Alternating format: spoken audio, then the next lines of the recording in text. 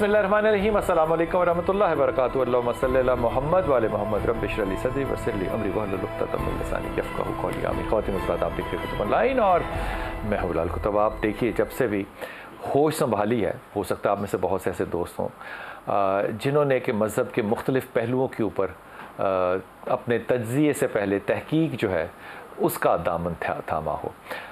मैं इस मामले में हमेशा याद करता हूँ डॉक्टर इसरार साहब को कि हो सकता है उनके जो मसलकी अकायद हैं वो मुख्तलिफ हों, लेकिन जो फ़लसफ़ा तसव्वुफ़ के बारे में मैंने उनकी ज़ुबान से सुना वो अपनी एक बहुत बड़ी कदर रखता है। कदीर अवान भाई हमारे साथ है। अस्सलाम वालेकुम कदीर साहब, खैरियत से आप? तो सब हमारे यहाँ दीनी तबके में भी और कम दीनी तबके में भी हम मज़हब में बहुत ज़्यादा फ़ौक़ियत देते हैं रूहानियत को, और जब रूहानियत में देते हैं फ़ौक़ियत तो फिर अपने अपने उसी तरह के हल्का अहबाब, मैं मसालिक नहीं कह रहा, हल्का अहबाब बन जाते हैं जिस तरह के हमारे वहाँ पे बुज़ुर्ग होते हैं, और इसी तरह फिर हमारे तरीक़ जो हैं वो भी मुख्तलिफ़ बन जाते हैं। इन सारी चीज़ों को आप रूहानियत के हवाले से अगर देखें तो कैसे देखेंगे? तक़सीम देखेंगे कि ये तक़सीम है, या ये देखेंगे कि ये रास्ते मुख्तलिफ़ हैं और मंजिल एक है? मैं अर्ज़ करूँगा बिलाल भाई, बहुत शुक्रिया। अल्हम्दुलिल्लाह रब्बिल आलमीन वस्सलातु वस्सलामु अला हबीबिही मुहम्मद व आलिहि व सहबिही अजमईन। सबसे पहले तो जो नुक्ता अर्ज़ करूँगा वो ये है कि मंजिल एक है। ठीक, और वो मंजिल क्या है? अल्लाह जल्ल शानहू की रज़ा, नबी करीम सल्लल्लाहु अलैहि वसल्लम का इत्तबा, खुलूस दिल से इत्तबा, ठीक, और अपनी वो कैफ़ियत, वो बंदगी जो मकसद तख्लीक है, जिसे अल्लाह जल्ल शानहू ने कुरान करीम में जिन्होंने इसको इबादत के लिए पैदा फरमाया, करीमा बड़ा वाज़ है, वमा खलक़तुल जिन्ना वल इंसा इल्ला लियअबुदून, उस मकसद के असूल के लिए। हमारे यहाँ जो आपने बात की उसी में मैं अगर इजाफ़ा करूँ तो वो ये है कि हम या तसव्वुफ़ को न मानते हुए इनकार की हदों तक चले जाते हैं, या मानते हुए शिर्क में ख़तरा होता है कि ना दाखिल, दोनों एक्सट्रीम्स ले लेते हैं। जैसे फ़राज़ नबूवत में बुनियादी फ़रीज़ा है यतलू अलैहिम आयाती, यानी शराइत ईमान, यतलू अलैहिम आयाती ही के तफसीर में आप जहाँ और बहुत सारे हिस्से अर्ज़ कर सकते हैं, वहाँ बुनियादी जो शराइत ईमान है वो युज़क्कीहिम और तज़किया नफ्स। अब तज़किया नफ्स क्या है कि वो बात जो आपने जानी उस पर यकीन का दर्जा हो, फेथ हो। जैसे कलमा पढ़ते हुए इकरारुम बिल लिसान है, वह तस्दीकुम बिल क़ल्ब। तस्दीकुम बिल क़ल्ब क्या है? वह युज़क्कीहिम, उस पर वो फेथ, वो यकीन, उस जानने पर। वह युअल्लिमुहुमुल किताब वल हिकमा, इसके तहत आप ये तफसीर में ये हिस्सा भी दे सकते हैं कि जो अमली सूरत है किताब व हिकमत की। तो जब जो जाना उस पर फेथ हासिल किया, और जो फेथ हासिल करके आपने अमल किया वो और खालिश होगा। तो खुदा यही तो चाहते हैं हमसे कि हम यही करें बस। तो इसके लिए वो जो कॉमन, जिसको हम शरई पहलू कहते हैं, वो काफ़ी क्यों नहीं थे? फिर तसव्वुफ़ क्या इसमें सहारा क्यों लेना पड़ा?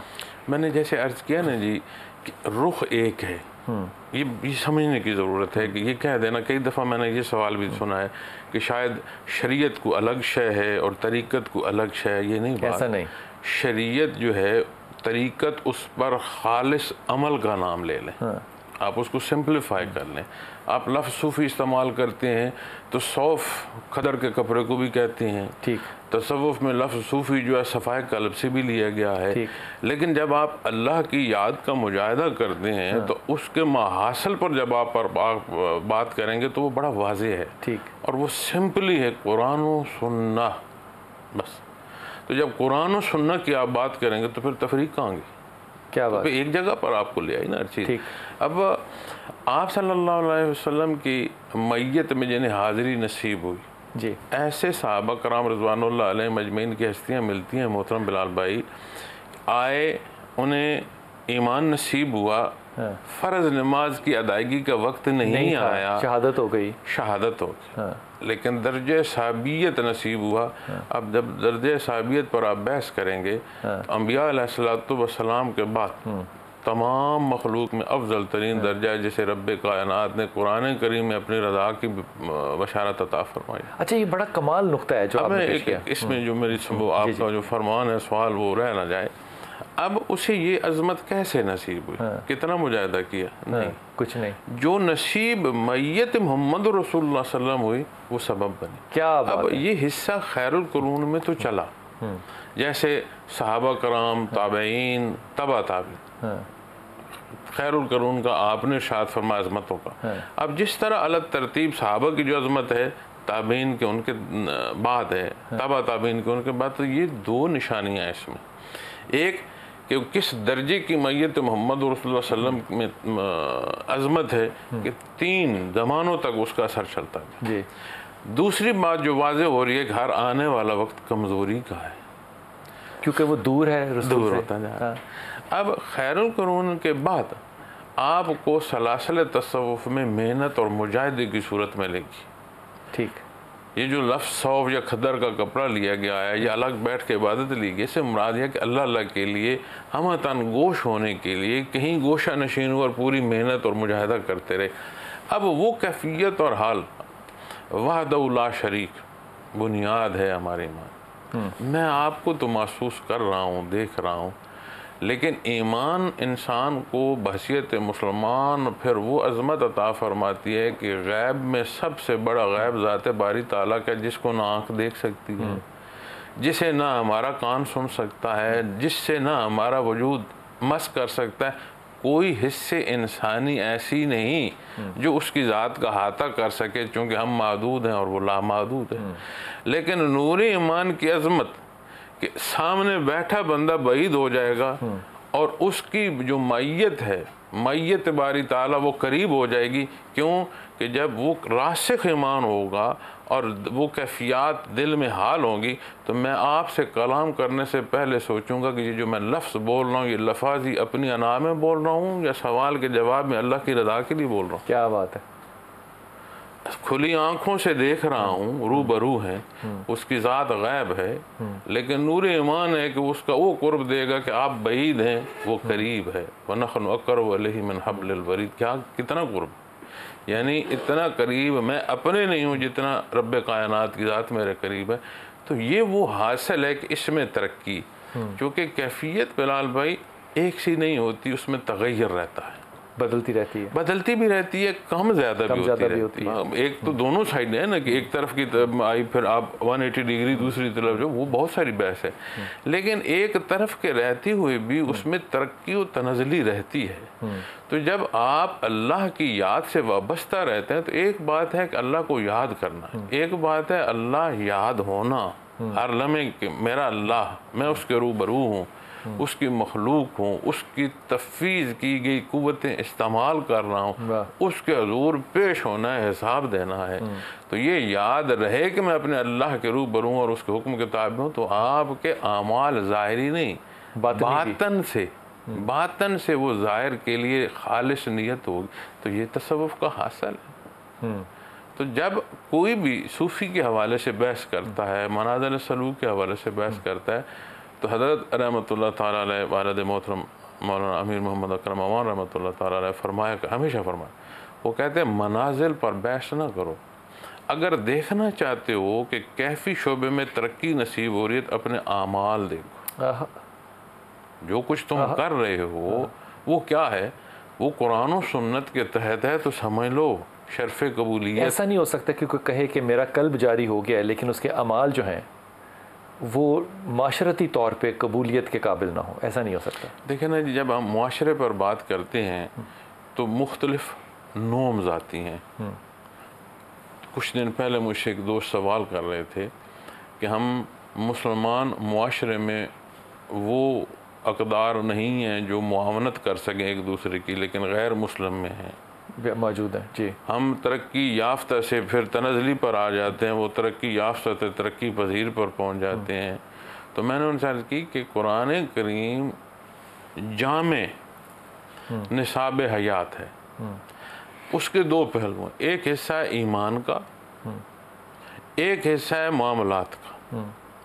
अब कोई बंदा भी 1 जमा 1 करेगा 2 हो जाएगा, क्योंकि ज़ाहिर से वाबस्ता है। बहसियत मुसलमान जब अमल ज़ाहिर जो है उसमें ख़राबी करेगा, तो उसका नतीजा उसे भी मिलेगा। गर्मी होगी तो बिला तफरीक लगेगी, सर्दी होगी तो बिला तफरीक लगेगी। जो सबब गर्मी और सर्दी की में अपने लिए बेहतरी का वो जो इख्तियार करेगा, दोनों को यकसां फ़ायदा देगा। लेकिन बहसीत मुसलमान जब दुनिया के अमूर को भी सर अंजाम दही में आएगा, तो उसका ईमान आखरत पर होगा, न सिर्फ यहाँ इस्तेफादा उठाएगा, आखरत की भी बात आएगी। अब जब हम इस तफरीक को देते हैं मुआशरे की को, तो मैंने कहा आप कोई जिसे बेस्ट नोम कह लें, आप दीनी हुक्म छोड़ दें, आप वेस्ट को लेते हैं तो उसी लैंग्वेज को ले लें कि बेस्ट नोम की उनकी ये क्या है जी, वेलफेयर है, ठीक है जी। क्या वेलफेयर जिस तरह वो कर रहे हैं और जो नताइज ले रहे हैं, इसका हुक्म हमने दीन ने दिया है कि नहीं दिया? वो इख्तियार कर रहे हैं, फ़ायदा ले रहे हैं, हमने छोड़ दिया, हम नुकसान कर रहे हैं। ठीक, वो जो भी इख्तियार करेगा उसी को फ़ायदा होगा। नहीं, उस हिस्से को आप ले आए ना जी कुरान करीम पर। हम जब बहस करते हैं ना, तो आप मुझ पर बहस करेंगे, पीर साहब पर, मेरी गलती को आप इस्लाम की प्रेजेंटेशन पर ले आएंगे, वो नहीं नामुनासिब है। इस्लाम पर गुफ्तगू करनी है तो कुरान करीम पर करें, शख्सियतों पर करनी है, अच्छी बात की। तो फिर हदीस शरीफ पर आ जाओ, सुन्नत खैरुल अनाम पर आ जाओ। एक अजमा उम्मत है जो आज तक आ रहा है। मेरी गलती को उठाकर इस्लाम की प्रेजेंटेशन पर जब लेकर जाते हो, तो ये बात, ये नतीजा दुरुस्त नहीं है, इसके पीछे कोई बात और है, ये आर्गूमेंट नहीं बनता। तो इसी तरह जब हम बात तफरीक की या हालात की या तरक्की तनज़ली की करेंगे, तो दुनिया में जहाँ तरक्की हो रही है, जिस शोबे में तरक्की है, वो शोबा कुरान करीम में आपको मिलेगा, सुन्नत खैरुल अनाम में मिलेगा। अगर आज मुसलमानों में नहीं है, तो फिर सबब नुकसान का न होना है। ठीक।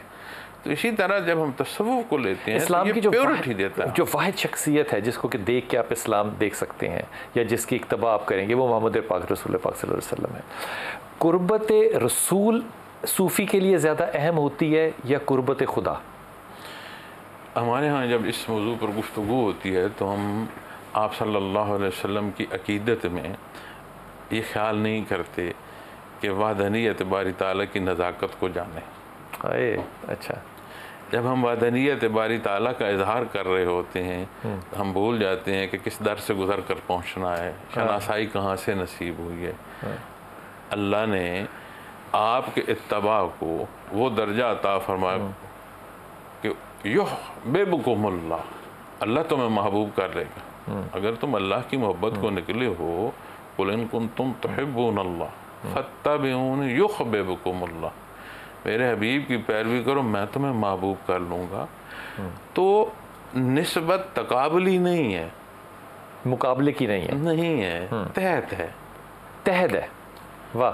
अल्लाह का रसूल, अल्लाह का नबी, इसको मुकाबिल जो लाता है वो जहालत में है, इसीलिए तो वहाँ नक्श बनता है। तो समझ हमने ज़ाती समझ से नहीं लेनी। अरब में जो कोई फ़िक्रा चरवाह कह गया है, आज तक उस मिस्र को मुकम्मल नहीं कर सका। क्यों? इतना उन्हें अबूर था अपनी ज़बान। कुरान करीम नाज़िल हुआ अरबी ज़बान में। क्या मतलब है जी? अल्लाह और उसका रसूल बेहतर जानते। क्या बात, तो क्या मजाज है। हम आज जब उसकी ट्रांसलेशन या उसकी शरह अपने शौर में ला कर करेंगे, तो फिर तजाद आता है। क्या बात है। मैं एक छोटा सा खलील वापस आते हैं। ये बात ज़हन में रखिएगा कि जो बात आपने दो लफ्ज़ इस्तेमाल किए, तरीक़त और शरीयत, ये बड़ी खूबसूरत बात हज़रत साहब ने की। तरीक़त और शरीयत के अंदर फ़र्क नहीं करना चाहिए। तो एक जुमला जहन में याद रखिएगा कि जो तरीक़त होती है वही होती है जो नीयत आप शरीयत के बारे में रखते हैं। तरीक़त शरीयत की नीयत बन के उभरती है, इसीलिए इनके अंदर फ़र्क नहीं आता। वापस आइए और पता करते हैं कि अल्लाह और अल्लाह के रसूल की कुर्बत के लिए तरीक़ा इबादत क्या होना चाहिए। बिस्मिल्लाहिर्रहमानिर्रहीम। अमान साहब, हमने बहुत सी जगहों पे, बहुत सी दरगाहों पे मुख्तलिफ़ तरीके से लोगों को इबादत में मशगूल देखा है। या अगर मैं इबादत से लफ्ज़ को अगर हटा दूँ तो मेडिटेशन में या हालत तवज्जो में उनको देखा है। कुछ लोग अपने ऊपर कंबल डाल के तवज्जो कर रहे होते हैं, कुछ बैठ के मस्जिद में कर रहे होते हैं, कुछ के लिए लफ्ज़ होता है कि ये कल्ब जारी हो रहा है। इनमें क्या तफरीक है और क्या चीज़ें हैं? बुनियादी तौर पर अर्ज़ करूँ, आपने जब फरमाया कि लफ्ज़ इबादत से हटा कर इसको बात करूँ, तो मैं इसमें एक चीज़ अर्ज़ करूँगा, या तो कोई अमल इबादत के तहत आएगा, या कोई अमल इबादत से तजावुज़ पर आएगा। ठीक, इसलिए कि कोई इंसानी ज़िंदगी का पहलू ऐसे नहीं है जिसमें अल्लाह करीम ने उसकी रहनुमाई नहीं फरमाई। क्या बात।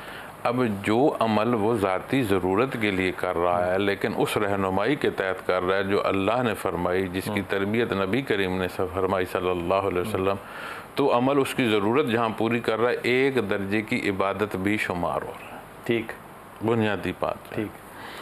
दूसरी बात जो आप कर रहे हैं तरीक़े ज़िक्र पर, जब अल्लाह ने फरमाया खड़े बैठे लेटे हर हाल में करवटों के बल जैसे चाहो, हज के मौके पर फरमाया ऐसे याद करो, इतना करो जितना आबाओ अजदाद को उससे भी ज़ायद करो। फिर फरमाया जुम्मतुल मुबारक की नमाज अदा करते हो फंताशरो फिल अर्ज़, ज़मीन में फैल जाओ, लेकिन अल्लाह की याद कसरत से करो। अपनी याद के साथ फरमाया जो मुझे याद करता है, शुक्र अदा करता है, मैं उसको याद करता हूँ।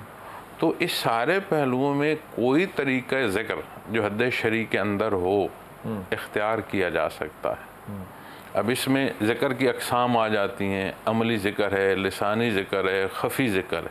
इनसे ये क्या मुराद है? अमली ज़िक्र से जैसे किसी ने एक कदम किसी अच्छे काम के लिए उठाया, ठीक है, ठीक है। अब आप इसको फ़र्ज़ नमाज की अदायगी से लेकर किसी की ज़रूरत के लिए उठने वाले कदम तक अपने अपने दर्जों में लेंगे। बिल्कुल ठीक है। लिसानी में जहाँ आप दरूद शरीफ की अज़मत पर तस्बीह कर रहे हैं, पढ़ रहे हैं, दरूद शरीफ उस अज़मत वाले कलाम को पढ़ रहे हैं, वहाँ किसी की इस्लाह के लिए एक बोल जो बोल दिया, किसी के दर्द दिल को कम करने के सहारा देने के लिए कोई ढारस का लफ्ज़ बोल दिया, तो क्या वो लिसानी ज़िक्र नहीं हो? ठीक होगी, ठीक होगी। इसी तरह जब आप ख़फ़ी ज़िक्र में आते हैं तो ख़फ़ी ज़िक्र जो है वो ख्याल से ज़बान ख़त्म, उसमें ज़बान ठीक। आपको जो तरीक़ा ज़िक्र सिखाया जाता है उसकी तरबियत के साथ साथ आहिस्ता आहिस्ता फिर वो कल्बी कैफियत ऐसी बन जाती है कि आप सोच भी नहीं रहे होते, लेकिन कल्ब इंसानी वो ज़िक्र कर रहा होता है, ज़िक्र कर रहा होता है, उसकी धड़कन से ज़िक्र बढ़ जाता है, उसकी धड़कन से ज़िक्र बढ़ जाता है। आहिस्ता आहिस्ता जो बंदा उसमें जाता है। हमारे यहाँ तो नक्स या मसला जो बनता है वो ये बनता है कि डॉक्टर बहस करता है ब्रिज पर और इंजीनियर बहस करता है हार्ट सर्जरी पे, ओपन हार्ट सर्जरी पे। अब जब ये बहस इस अंदाज से की जाएगी तो अब डॉक्टर बनना को आम बात नहीं। अक्सर दोस्त मेरे डॉक्टर हैं और मैं जब उनकी पढ़ाई और उनकी मेहनतें सोचता हूँ तो मैं तो कहता हूँ, मैं कहा मुझसे नहीं हो सकेगा कि इतनी मेहनत जितनी पढ़ाई में आप करते।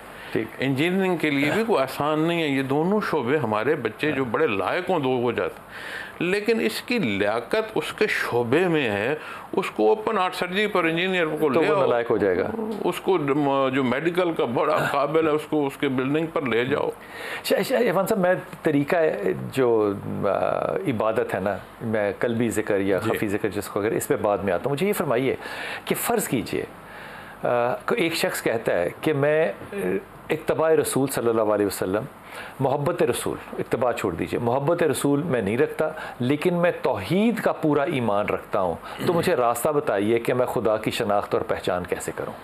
वो कहता है कि अल्लाह की मोहब्बत रखता हूँ, हाँ, और अल्लाह के हबीब की नहीं रखता।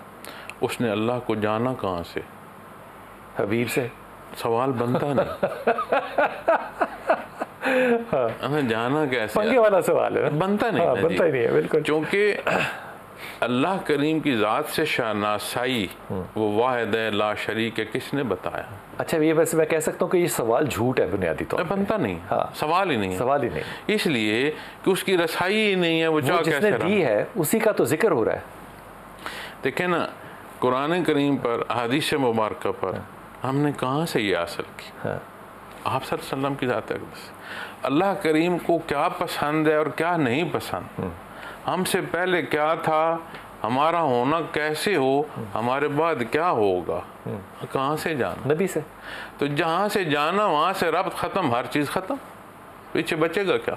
ये मुमकिन है कि इत्तबा रसूल ना हो सल्लल्लाहु अलैहि वसल्लम और इत्तबा खुदावंद हो?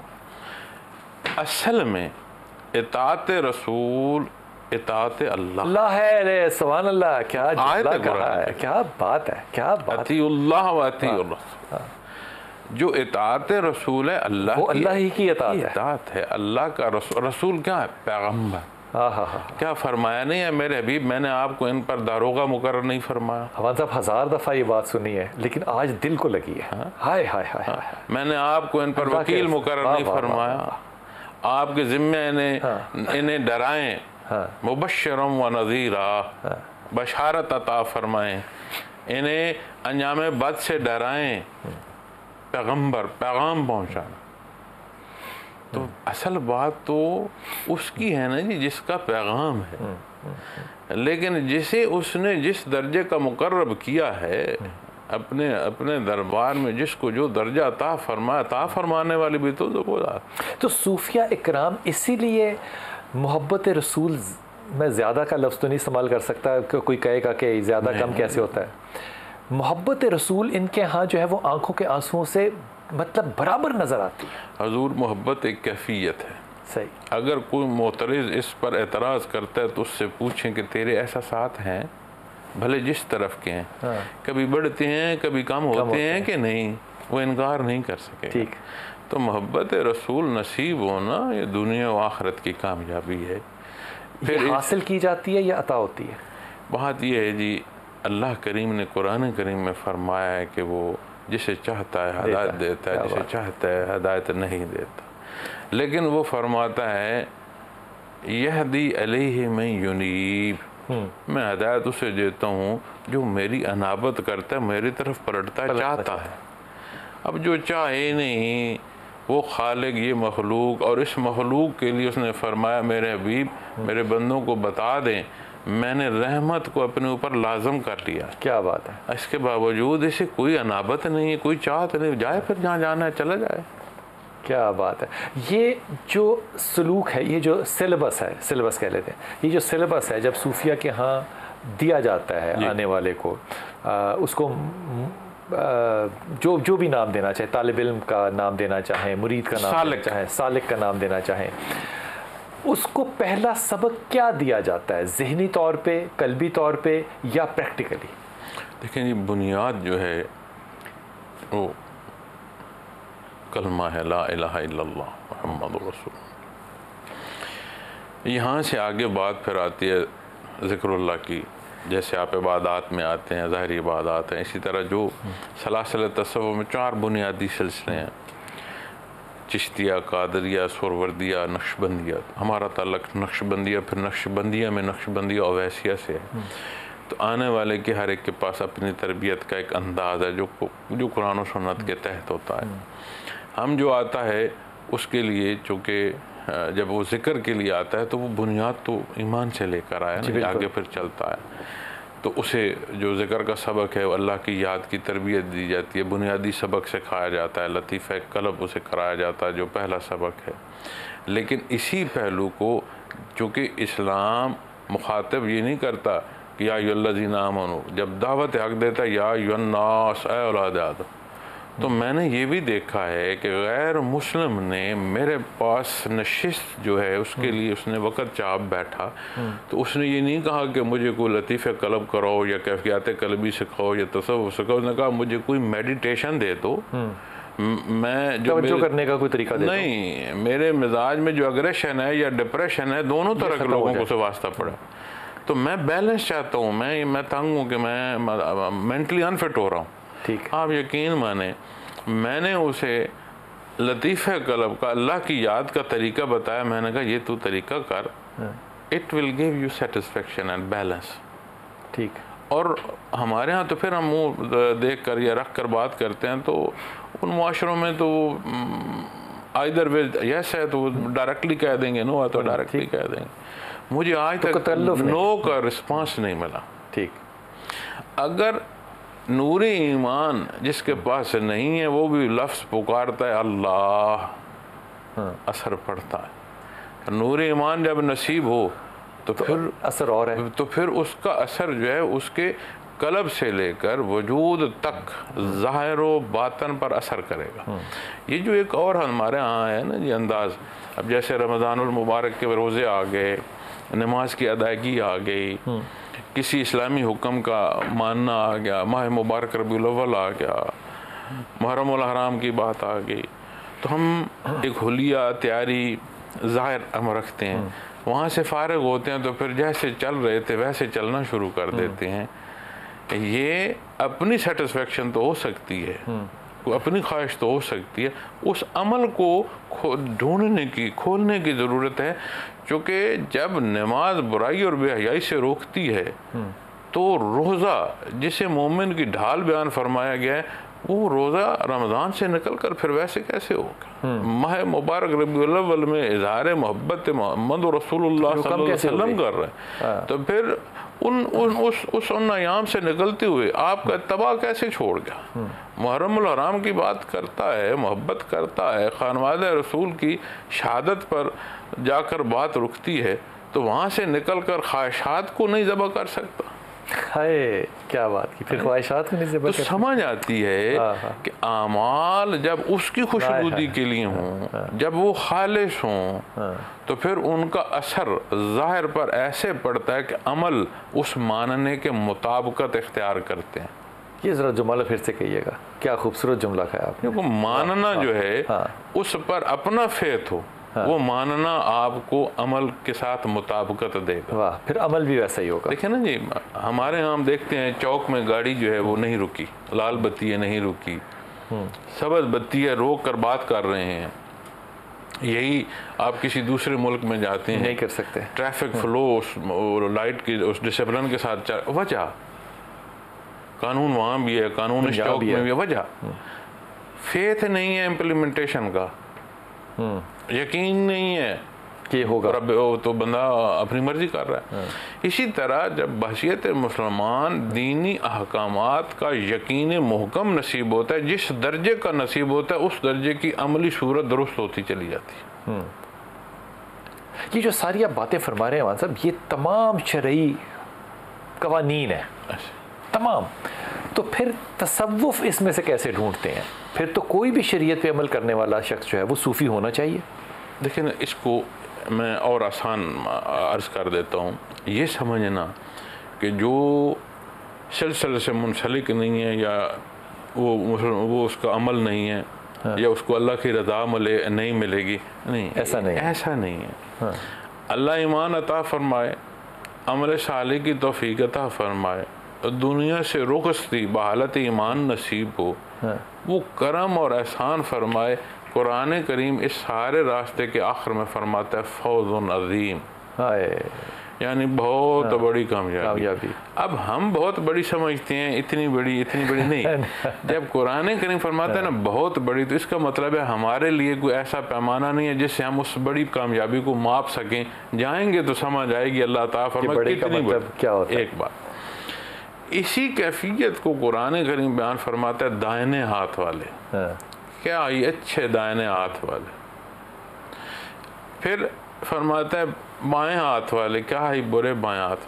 फिर एक फरमाता है आगे बढ़े हुए, क्या ही वो अच्छे आगे बढ़े हुए। जब कुरान करीम की इस हिस्से पर आप तर्जुमा ही देख लें, तफसीर न भी देखें, तो एक बात बड़ी वजह समझ आती है। वो ये समझ आती है कि अल्लाह की रज़ा नसीब होना इतनी बड़ी कामयाबी है कि हमारे पास कोई अल्फाज नहीं, समझ नहीं, लेकिन उसने अपने कुर्ब के दरवाजे और बंद नहीं किए, उसके कुर्ब में और तरक्की नसीब हो सकती है। क्या बात है। मैं वक्फा ले लूँ, वापस आता हूँ। और क्या बात है, वो एक सहाबी थे रसूल पाक सल्लल्लाहु अलैहि वसल्लम के साथ उन्होंने बात की, तो बकरियाँ चरा रहे थे। तो उन्होंने कहा कि मैं क्या करूँ अगर मैं जन्नत में जाना चाहूँ। तो कहा कि तू आ, और जहाद की बात थी, वहाँ पर जहाद हो रहा था। तो कहा मैं बकरियों को क्या करूं? कहा कि इसको मालिक को देकर आओ। उसने अपनी बकरियों को, सारों को, वो जो कला था वहाँ पे उसके अंदर डाला और वापस आया। और ईमान लाने में, बकरियाँ डालने में और वापस आके शहीद होने का जो वक्फ़ा था, बस यही था। ना उसके पास नमाज थी, ना कोई रोज़ा था, ना कोई ज़कात थी, ना कोई तज़किरा, ना कोई ज़िक्र, कुछ नहीं था। सिर्फ़ एक चीज़ थी। नबी ने कहा कि ये चीज़ तुझे जन्नत में लेके जाएगी। इसका नाम है इत्तिबाए रसूल। जो अल्लाह और अल्लाह का रसूल कहता है उसको ले लो। इसमें जब अपनी अक्ल शामिल करते हैं बग़ैर किसी इल्म के, मुझे लगता है ये मसाइल वहाँ से शुरू होते हैं। लताइफ़ क्या चीज़ है, वापस आइए, इंशाल्लाह इसी बात को कंटिन्यू करेंगे। बिस्मिल्लाहिर्रहमानिर्रहीम। अमान साहब, ये जब हम बात सुनते हैं और तस्करा सुनते हैं कि लताइफ़ कल्बी हैं, ये लताइफ़ कल्बी क्या है? कोई ज़िक्र है, कोई टेक्निक है, टेक्नोलॉजी है, क्या चीज़ है ये? आसान फहम के लिए मैं और सादा अल्फाज में अर्ज़ कर देता हूँ। जैसे आप वजूद इंसानी को मेन बॉडी पार्ट्स लेते हैं, दिल है, दिमाग है, फेफड़ियाँ, लंग्स वगैरह। इसी तरह जो रूह है इंसानी है, उस पर आप बहस करेंगे तो उसके मेन बॉडी पार्ट्स को आप एज सिंपल समझ लें कि उसे लताइफ कहते हैं। क्या बात है, रूह के मेन बॉडी पार्ट्स को लताइफ कहते हैं। अपनी भूले की ये बात बहुत अच्छी बात है। मैं चाहता अच्छी मिसाल दी, जितना उसको आसान क्या बात है, बड़ी खूबसूरत। तो वो मेन बॉडी पार्ट्स है। अब आप दिल के लिए क्या करते हैं? अपनी खुराक का, अपनी आराम का, सोने जागने का आप ख्याल रखते हैं। तो ये वो हिस्से हैं जिससे दिल को तवानाई मिलती है। दिल तवाना होता है तो वो ब्लड सर्कुलेशन जो है बाकी आर्गन को भी स्ट्रांग देता है। ठीक, पुरफिजा मकाम से सांस लेते हैं ताकि जो लंग्स हैं वो बेहतर परफॉर्म करें और मेरे बॉडी के एक एक सेल्स तक जो ऑक्सीजन की ज़रूरत है वो बाहम पहुँचे। बॉडी आर्गन को भी तवानाई मिलती है, बॉडी मसल्स को भी तवानाई मिलती है, जहाँ जहाँ ऑक्सीजन की ज़रूरत है वहाँ वो पहुँचती भी है। बिल्कुल इसी तरह हम हर चीज़ में अपना ख्याल रखते हैं और वो ख्याल रखना उस बॉडी आर्गन को मजबूत करता है जो अल्टीमेट वजूद की सेहत को ज़ेर बहस लाता है। ये बुनियाद दिल की खराबी यहाँ नहीं ख़त्म होती, क्योंकि मौजूद सेहत इंसानी, वजूद इंसानी है, बात दिल पर नहीं रुकती, वहाँ जाते। इसी तरह माज़रत चाहता हूँ, इसी तरह जब आप रूह की बात करते हैं, फिर रूह पर आप लताइफ की बात कर रहे हैं तो बात वहाँ रुकती नहीं है। यही शय ईमान में मज़ीद तरक्की का सबब बनती है, क्योंकि जब आप बात रूहानी कर रहे हैं तो फिर साथ ईमानी पहलू आएगा। वाह, ईमानी पहलू आएगा तो ये बात समझ आएगी कि रूह और वजूद की आमेज़श और इस जहान फ़ानी में अल्लाह करीम ने जो इबादत को पैदा फरमाया और अवारज़ात दुनिया मुंसलिक फरमाई, इन सारे हिस्सों को अबूर करते हुए तबा मोहम्मद रसूलुल्लाह सल्लल्लाहु अलैहि वसल्लम वो वाहिद रास्ता है जिससे गुजरते हुए मैं से इम्तिहान से अल्लाह की मदद से गुजर जाऊँ। इन लताइफ को क्या दर्जा भी कहा जा सकता है? दर्जा बदर्जा इंसान ज़्यादा, आप इस तरह भी कह सकते हैं कि अब हमारे यहाँ मुख्तलिफ लताइफ कराए जाते हैं। सलासल में हमारे यहाँ 7 बुनियादी तौर पर लताइफ कराए जाते हैं। पहला लतीफ़ा जो है उसका नाम ही कल्ब है। कल्ब, ठीक, वो उसका मकाम भी कल्ब ही है। अब ज़ाहिरन हम इसे कहते हैं, जब मेडिकल साइंस में देखते हैं, पंपिंग मशीन है। ठीक, इसमें कोई ऐसा खुलिया हमें नहीं नज़र आता, ओपन हार्ट सर्जरी में भी कुछ सोच हो। ठीक, लेकिन अगर आप इसको वेस्टर्न लैंग्वेज में मिले तो वो कहते हैं सेटल हार्ट। मिजाजी इंसान से पूछे, वो कहता है मुझे मालूम है नुकसान और मेरा दिल चाह रहा है, मैंने ये काम इसलिए किया। इसका मतलब है कि देयर इज समथिंग जो हतमी फैसला करती है। साइंस हमें शायद कहे कि दिमाग जो है वो फैसला नहीं, दिमाग उसको उसकी वजारत करता है, उसको मुआवनत देता है, गलत सही या नुकसान फ़ायदे के पर बहस देता है, ख्याल भी दिल फैसला वही करता है, वारद वहीं से होता है। तो इसी तरह फिर बाकी 7 लताइफ हैं। तो अब पहला लतीफ़े पर जब कोशिश करते हैं कि सालक उसको समझे, तरीका ठीक हो, लतीफ़ा कल्ब, ठीक, पहला लतीफ़ा, उसमें पहला दूसरा कह दिया जाता है बजाय नाम कहने के, लेकिन पहला लतीफ़ा जो है वो कल्ब है। अब आप कल्ब पर जब मेहनत करते हैं तो इसका जो कैफियत और हाल है, इसको आप रब्बना ज़लमना अनफुसना फलम तग़फिर लना व तरहमना लनकुनन्ना मिनल ख़ासिरीन। हज़रत आदम अलैहिस्सलाम के कलम मुबारक से एक निस्बत पहले लतीफ़े के साथ नसीब होती है कि हर शय गुज़श्ता की जो कमी है, जो कोताही है, उसका एहसास जागुज़ी होना शुरू हो जाता है कि जो कुछ मैंने गलत किया अल्लाह मुझे माफ़ फरमा दे, तौबा की तौफीक की तरफ चल पड़ता। तो इसी तरह बाकी लताइफ हैं, उनके अपने अपने असरात हैं। तो एक ही दफ़ा सारे नहीं कराए दिए जाते, इसलिए आप जैसे फरमा रहे हैं कि स्टेज 1, स्टेज 2, स्टेज 3, आप इसको इस तरह भी ले सकते हैं। जब कोई आखिरी 7वीं स्टेज पे पहुंच जाता है, वो यहाँ पर है स्टेज कुल हेड टू टो, वो जो 7वीं स्टेज पे पहुंच जाता है, अगर 7वें में पहुंच जाए तो क्या ख्यालों का इल्हाम हो सकता है? इल्हाम होना, मुशाहिदा होना, कशफ होना, किसी शय का मुनक्कस होना, ये शर्त नहीं है कि बंदा जो है उसके ज़िक्र की शर्फ़ कबूलियत, ये शर्त नहीं है। ना इसको आप कुली नतीजा कह सकते हैं, ठीक, ना ये हासिल नहीं है, ना इसको आप माहासिल कह सकते। ठीक, एक ऑप्शनल हिस्सा है। किसी ने जिक्र अल्लाह अल्लाह करना शुरू किया, अब जहाँ अल्लाह करीम का नाम लिया जाए, नाम मुबारक लिया जाए, इसमें आज़म लिया जाए, अल्लाह का ज़ाती नाम, लफ्ज़ अल्लाह, इससे बड़ा कोई इसम नहीं, ठीक, इसमें आज़म। फिर निस्बत सिलसिले की वो जो कलब अथर मोहम्मद रसूलुल्लाह सल्लल्लाहु अलैहि वसल्लम से जारी व सारी है, तो वहाँ अनवरात तो होंगे। क्या बात है। अब किसी को मुशाहिदे में कोई अनवरात का ज़रा नज़र आ गया तो बईद तो नहीं है। जहाँ अल्लाह करीम का मुबारक नाम है, निस्बत कलब अथर मोहम्मद रसूलुल्लाह सल्लल्लाहु अलैहि वसल्लम से आ रही है, तो अनवरात तो हों।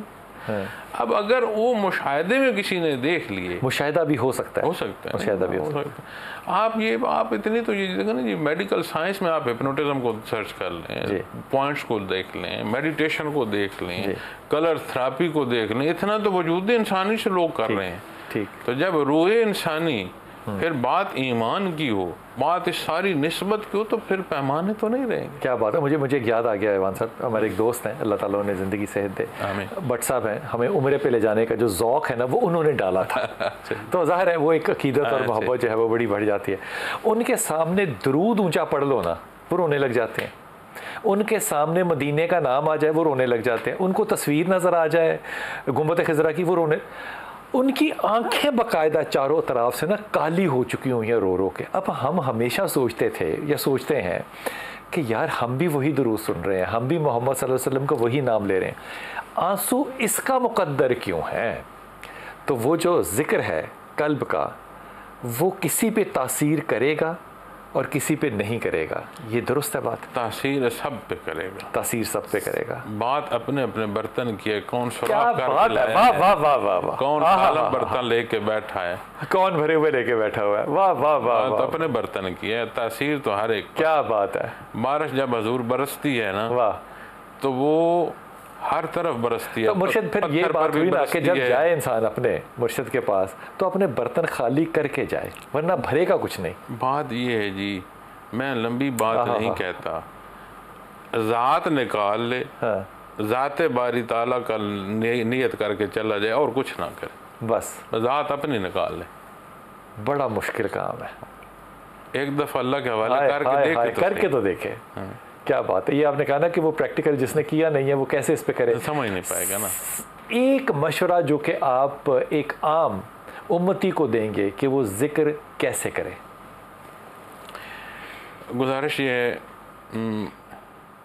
किबला रुख बैठे, कुछ सातें ऐसी उठा ले, भले कुछ मिनट ले ले, 2 मिनट ले ले, 5 मिनट ले ले, ख्याल करे कि सांस के साथ रब्त लफ्ज़ अल्लाह अंदर लेके जा रहा हूँ, दिल की गहराइयों में आता जाए। सांस बाहर आए तो ख्याल करे लफ्ज़ हु बाहर आता है। क्योंकि अमूमन सवाल कई दफ़ा ये भी करते हैं कि अल्लाह तो लफ्ज़ समझ आए, हु क्यों कह रहे हो? तो अल्लाह ला इलाहा पढ़ सकते हो, वो अल्लाह, वो अल्लाह, तो उसकी एग्जिस्टेंस का इजहार, फिर जो रब्त सांस का इनहेल और एक्सहेल का, वही तुम्हें तरतीब में बेहतरी आएगी। तो बस अल्लाह की याद खालिस उसके लिए, किसी सौदे के बिना, तो बाकी मामला फिर उसे समझ आ जाएगी। करे अल्लाह और हु, आंखें बंद रखे, ज़बान इस्तेमाल न करे, ख्याल के साथ सांस अंदर आए, लफ्ज़ अल्लाह सांस के साथ आए, किसी को पता नहीं चलेगा कि मैं इस वक्त जिक्र कर रहा हूँ। हजूर आहिस्ता आहिस्ता सूरत ये हो जाती है कि पता चले तो भी कुछ नहीं, तो पता ना चले। इंतहाई ममनून, इंतहाई ममनून। ये जो बात बताई ना, इसको अपने पल्लू के साथ बांध लीजिए। सांस लेते हुए अंदर अल्लाह और निकालते हुए हु, और यकीन कीजिए कि आप इसको करके देखें कुछ अरसे के लिए, कुछ अरसे से मुराद है चंद दिन करके देखिए। अगर आपको तासीर महसूस ना हो तो फिर कहिए।